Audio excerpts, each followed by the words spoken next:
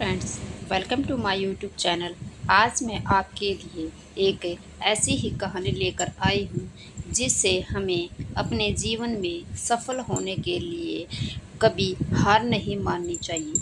हमें हमेशा अपने जीवन में आगे बढ़ते रहना चाहिए। तो चलिए स्टार्ट करते हैं।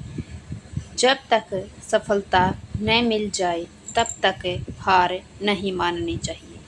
एक राजा युद्ध में हार गया तो शत्रु सैनिकों से बचने के लिए एक गुफा में छिप गया।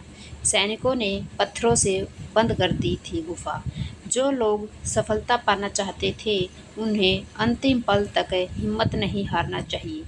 जिस पल हम हार मान लेते हैं उसी समय हमें असफल हो जाते हैं। ये बात एक लोक कथा से समझ सकते हैं। कथा के अनुसार पुराने समय में एक राजा युद्ध में हार गया था। उसके सभी सैनिक मारे जा चुके थे। राजा किसी तरह अपनी जान बचाकर जंगल में भाग गया। सैनिक उसका पीछा कर रहे थे। वह बचने के लिए एक गुफा में छिप गया। सैनिक राजा को जंगल में खोजते खोजते उस गुफा तक पहुंच गए। गुफा के अंदर राजा को ढूंढा लेकिन सैनिक उसे ढूंढ नहीं सके। बाहर आकर सैनिकों ने बड़े बड़े पत्थरों से गुफा बंद कर दी। गुफा बहुत गहरी थी। अंदर की ओर राजा छिपा हुआ था। वह काफी थक चुका था। भूख प्यास की वजह से बेहाल हो रहा था। उसके शरीर में ताकत भी नहीं बची थी।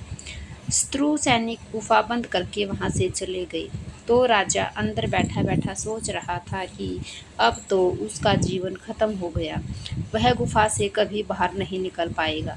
राजा निराश हो चुका था। तभी उसे उसकी माँ की एक बात याद आई। उसकी माँ कहती थी कि कुछ तो कर, यूं ही मत मर। ये बात याद आते ही राजा में फिर से ऊर्जा आ गई। उसने सोचा कि कोशिश किए बिना हार नहीं माननी चाहिए।